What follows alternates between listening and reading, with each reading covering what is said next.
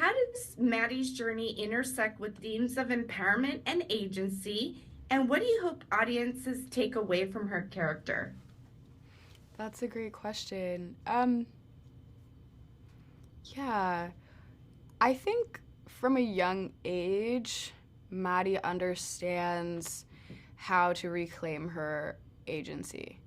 And I think that was the best part of getting to play her and play her as a teenager as well as an adult, is because I think she has just as much confidence as a teenager and just as much autonomy over her decisions. Like, for example, in the woods, she's the one who's like, let's go get food, let's take care of ourselves. So she has just as much autonomy as a teenager as she does as a superhero adult. And I think that is what's so inspiring. And I hope that younger women and girls can learn from Maddie in that way, that you don't have to grow up in order to be confident or to have autonomy over your body and your choices and your decisions.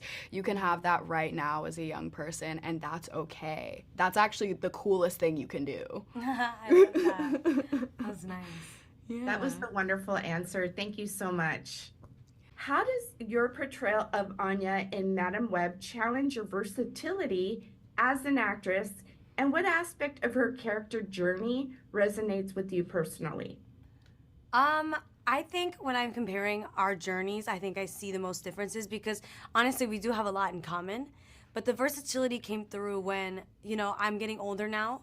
I'm not like old, I'm 22 years old, but she's at an age where I remember reading I was just reading my journal entries and diaries from that age, and that was mind-blowing because when you're that age, you are so consumed by how the world views you. You're so consumed by your insecurities. I'm not saying everyone is, but I definitely was. So I had to almost revert back to that headspace a little bit and into like a very vulnerable state where the world is a little bit more chaotic for her.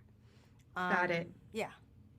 Question is, Madam Web offers a departure from traditional superhero narratives, blending psychological thriller elements with Marvel lore. How did you approach bringing this unique vision to life on screen, particularly portraying Cassie's mind-bending journey?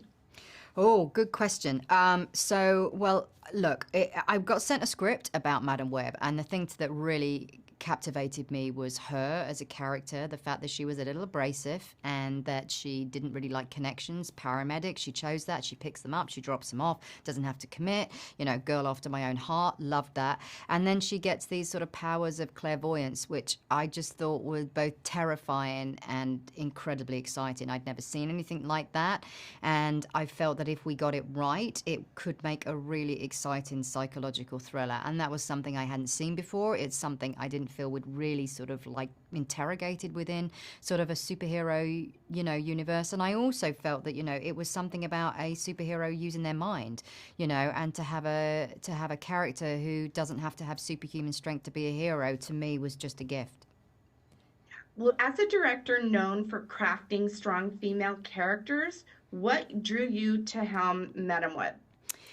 For me, it was definitely her powers. It was the fact that, she's a female lead, so that felt like a good fit, and I felt I saw some of myself in her in a way, sort of like, you have to use your intuition a lot as a director. I don't have clairvoyance, and after directing the movie, I probably wouldn't want clairvoyance. I think living in delicious ambiguity is probably better.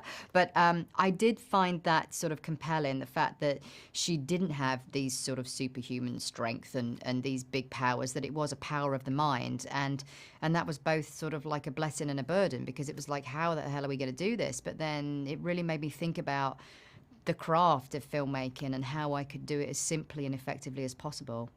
So, yeah, that was what drew me to it for sure. Yeah. Thank you so much. Of course.